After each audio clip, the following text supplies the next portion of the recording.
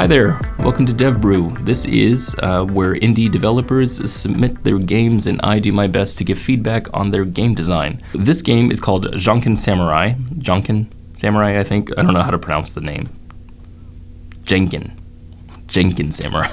The way I'm going to go about this is I've got some notes in front of me, and what I'm going to do is talk about this game specifically to this developer. Now, if you're not this developer, this might not make any sense to you unless you've played the game. And unfortunately, this game is not ready for people to play yet, so you're just going to have to bear with me. Sorry if it doesn't make any sense. That's just the way it is. But for the dev, this will make a lot of sense. So let's begin here. And one of the things that I ask in my submission form is, what kind of experience do you want your game to have? Or what kind of experience do you want the players to have when playing your game? And the reason why I ask this question is because it gives me insight onto what the dev is trying to achieve with their game. Say, for example, if you wanted a very adrenaline-inducing game, then I would be judging the game design based on that kind of feeling that you want. In Janken Samurai, what I got was a casual fighting game, is what the dev has told me. A casual distilled fighting game experience. That kind of tells me the experience that you want, but I think I want more from the player's perspective. Like, what is it that they're going to get out of this game? Like, what kind of mindset do you want the player to have when they're playing this game? Based on what you told me, a casual fighting game that's distilled, that's what's going to frame my game design advice. I'm going to frame it based on that. If you want to have this kind of breakdown for your game specifically, and you don't want to wait to get randomly selected, I provide a service on Fiverr. You don't have to wait for it. First off, the good stuff. This game is incredibly minimalistic in all the best ways. There's some awesome graphic design. I love the color palette. The Game Boy color palette is so cool. I like the button shapes. I like how easy it is to see them. I like the typography. The sound effects are awesome. I think they're pinpointed just perfectly. They feel really good. I know what things are when I look at them, which is great. It's really hard to achieve minimalism in a way that people can just straight up understand when they look at it. And this game pretty much has that. And I love the soundtrack too. The soundtrack in this game is awesome. It makes for such a cool experience. I really like it. So that's the good stuff. So let's get on to the more critical stuff. How do you want your players to approach this game? That's kind of the idea that I'm thinking about here. What kind of mindset is the player having when they approach this game? Now, when we talk about a casual fighting game, I imagine that the player wants to pick up this game because it looks like it's designed for the phone. It has big buttons, and it's vertical. I imagine that the player wants to play this game just, randomly. Pick it up, turn on their app and play the game really quick and put it away. Casual. So with that kind of nature, the kind of person that's going into this is not going to have the same mentality you would, say, for Dark Souls, for example. Someone who plays a game like Dark Souls or any other kind of really demanding game will go into there trying to learn everything. But they're going to have their mind set, I'm going into this game and I'm going to do everything I can to try to get over the hurdles. If it's casual game that you're going after, then people aren't going to enter with that mindset. They're going to download the game, they're going to look at the game, and if it doesn't catch their interest right then and there, they'll exit it, uninstall, doesn't matter, just not going to play it anymore. For that casual nature, we really need to put the player in the mindset of there are no hurdles in front of you. This is going to be pretty easy to understand, to approach, and then you can have the deep gameplay, right? You're going to have something in the beginning that just instantly connects with the players. When they press play, again, no hurdles. The problem here is that there are hurdles, or at least for me, when I played this game and I pressed play, there wasn't an immediate connection there. I kind of had to figure some things out. Linear games have such a good way of doing this. Linear games are able to have level design, right? Because they can take place from one thing to another thing. They can introduce things bit by bit throughout the whole linear experience. Portal is an example that I think about all the time because it's just mastered the silent tutorial, which is basically half the game. Now, of course, that's massive linear games, and that's something that they can do.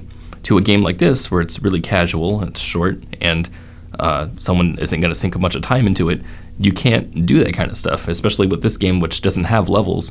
You can't do that kind of introduction bit by bit. So how do you do it? There's two different ways that I think you could do it to introduce a player to everything you need them to know. One is just to throw them in, which is what you've done here. All the mechanics have to be super simple enough for them to just understand from the get-go and be like, oh yeah, I get it. Like I don't know, that piano game that you're like, typing on pianos, like as soon as you touch, you understand exactly what's happening. Or Angry Birds. Angry Birds is one where, again, you touch and you understand what's happening. It's just immediately, you understand everything. Then on top of that, you can form strategies and whatnot, and the gameplay gets a little deeper. Your game has a little bit more of a step to it. Has a little bit more that you have to understand before you get into that gameplay, into that nice gameplay. You have samurai high beats low, low beats medium, medium beats high. But people don't know that right off the bat, and you're going to have to teach them somehow. So because we don't have linear level design and because we can't give the player bit by bit information, we'll have to have something else to get them in. And the way I feel like this could work is the second way, to create a separate mode entirely, just or an introduction mode or something like that. What I would call a tutorial mode. And I don't want to call this a tutorial mode because it's not really a tutorial. In its design, it's a tutorial. But I'm talking about creating like a tiny, like a very small distilled version of your entire game, even smaller, that is basically built to introduce the player to the elements. And that's it. This would require a little bit more time sink, but not a whole lot. Very small, because your game, again, has not that many mechanics. If you imagine it's either an intro level or a training level, some sort of alternate thing that's not connected to the game part, but you have some sort of thing where you can control the player into a safe space. The reason why providing the player with a safe space is a really important thing is because, again, it gets rid of those hurdles. You don't want the player to play something and then get punished for something that they're doing without them knowing why they're getting punished, right? They have to understand the mechanics before they, get punished for them. Unless, again, you're going for that mindset where the player comes in and they know they have to learn stuff. But then, again, that's not really casual, at least not what I'm thinking of. So how do we build this kind of safe space for the player then? What I see, you want to give the player a limited amount of options. So right now, we have two different kinds of options that the player can choose from. They have their attack and they have their taunt. What I would do is I would teach the player how to attack first. Basically, have a screen, the same screen that you have now. Instead of a live opponent that is fighting you, you have like a dummy, or you have some sort of like wooden structure or something like that. Just something to show the player that this is a safe space, that they won't be punished, for doing something wrong. They have like some sort of dummy on the other side. And then the player is presented with their attack options, and that's it. No taunts, just the attack options. Whether the dummy has a sword at medium, low, or high, whatever it is, the player will have to attack a certain way to hurt the dummy. And if they don't, then they just don't hurt the dummy.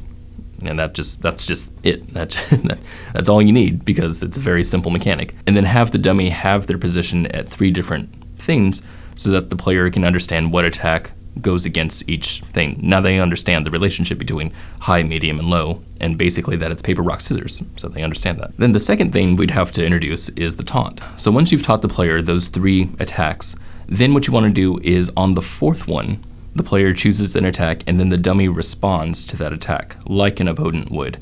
Say the player chooses a low attack, then the dummy will change their position of the sword to high. Right, same with medium, the dummy will change it to low. Because now we're changing the dummy's position based on the player's choice, now we can introduce taunts. And the player can taunt a certain way, which will make the dummy change its sword position, and then the player has the ability to change their attack to attack the proper way. Now the player understands what taunts mean to the opponent. Now, that sounds like a lot, but I think all of that condensed into just one gameplay mode, there wouldn't be a whole lot that the player has to do, right? It would be basically 3 attacks followed by maybe 3 taunts or something. But the thing is, like, all it is just teaching the player exactly what they need to do in a short amount of time. And I'm thinking that you could have that as like a training level, or a quick tutorial level or something. Just something to put the player in a safe space so that they understand exactly how to play the game before they go in and they start strategizing and stuff. Because the strategy that you have here is a very deep one, and it works really, really well once you understand the stuff. So we just need to, get the player to understand that. And again, it can be casual after that, because then after they learn it, then they'll be able to pick up the game anytime and just play whenever they want and strategize, and they'll be able to understand all that stuff, which is great. Another thing I know you said you were a little worried about is longevity to your game, because there's not a whole lot here. And I know you said that you have an idea of how to create longevity for your game. I'm imagining you have some sort of level system in place. I keep imagining things like the Mortal Kombat towers, or even the Chow battles. If you remember Chow in Sonic Adventure 2, geez, what a weird example. The reason why I'm thinking about those is because each opponent that you face in that game has a different sort of powers and will attack different ways based on their personality. So I'm thinking you could do the same thing with this. You know, your opponents have different kinds of strategies depending on who they are. You can face one opponent at a time, and they just get different each time. Each one has a different strategy. But yeah, that's something that you could definitely do for the longevity of it. I would look to other fighting games that are one-on-ones and see how they progress and try to figure out how to apply that to your own game. So thank you, Good Games, for submitting this game, Janken Samurai. I had a blast playing it. I think it was a really good game. I think you have something really good here. If you have a Twitter handle, let me know in the comments and we'll check it out. Same with the Discord. I think you're already on the Discord, but if you're not the dev and you want to follow the development of this and other stuff, there's other developers on the Discord, gamesover.coffee. Just go to the community tab and check out the Discord. I'm sorry, I don't have my coffee with me because I left it in the car. Bad stuff. Anyway, thank you so much, Good Games, for submitting this game, and I wish you good luck on your game development journey. Peace.